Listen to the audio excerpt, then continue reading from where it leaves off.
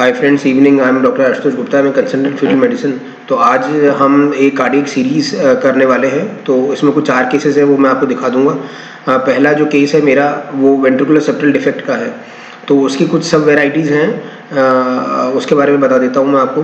तो अमूमन ऐसा होता है कि 4 चैम्बर व्यू, जिससे हम ये देखने की कोशिश करते हैं कि बेबी के दिल में कोई खराबी तो नहीं है, वो 2/3 के 60-65%, 2/3 केसेस के अंदर अमूमन वो नॉर्मल होता है, राइट। लेकिन उसका थोड़ा एक्सटेंडेड व्यू में अगर आप देखिए तो हम जो दिल की खराबी है उसको पकड़ सकते हैं, पहला।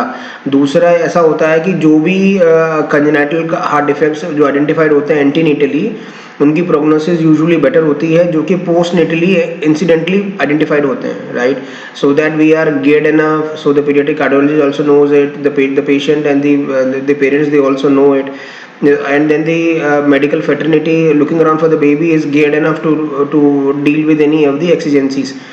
अगर जन्म के समय पे कोई अगर परेशानी बेबी को होती है, तो हमारी सारी सुविधाएं और हम सब चीज़ों के साथ में तैयार होते हैं उस बेबी को देख लेने के लिए। तो मैं ये पहला केस आपको दिखा देता हूँ।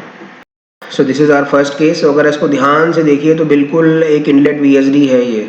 तो ये ट्राइकस्पिड और माइट्रल वेल्व के साथ में एक ही इनलेट VSD है। और ऐसा आपको लग रहा है कि हार्ट जो है वो थोड़ा सा शिफ्टेड है राइट साइड में, तो ये डेफिनेटली डेक्स्ट्रोकार्डिया है, बिकॉज ये जो लीजन है ये सीकैम है ना। लंग का भी एक कोई लीजन है जिसकी वजह से ये हार्ट को उसने पुश किया है। और चूंकि जो लंग का जो लीजन है वो एट्रियोवीनस मैलफॉर्मेशन होती है उसके अंदर, तो उसकी वजह से जो वीनस ड्रेन है वो लंग्स को बढ़ जाती है, इसीलिए पल्मोनरी ट्रंक भी डायलेटेड है, because it is behaving like an AV fistula, therefore lot of blood which is getting onto the heart and therefore it is the pulmonary trunk is dilated.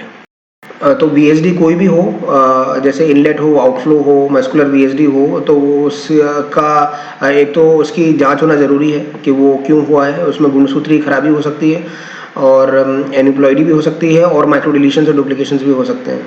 तो पहले तो ये जांच करके ये जानना ज़रूरी है कि क्या और एसोसिएटेड एबनॉर्मलिटीज़ है या नहीं है, बिकॉज ऐसी बहुत सारी कंडीशंस हैं जिनके साथ में ये माइक्रो डिलीशन के साथ में अगर एसोसिएटेड होता है, तो ऐसी बहुत सारी चीज़ें हो सकती हैं जो कि बेबी की लॉन्गिटिविटी और लाइफ को और सर्जरी को भी इफेक्ट करता है, पहला।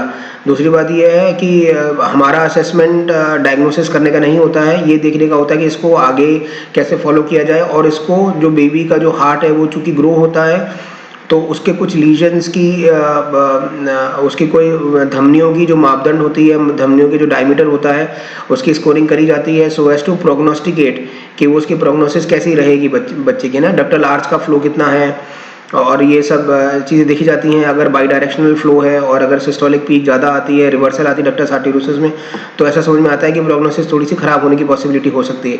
तो एंटीनेटली डायग्नोज्ड बेबीज़ को सर्विलेंस में रखने से उनकी प्रोग्नोसिस अच्छी होती है, ऐसा देखा गया है, राइट। तो that is how the things are. So meaning thereby antenatal diagnosis of a cardiac lesions definitely improves the postnatal prognosis of the babies.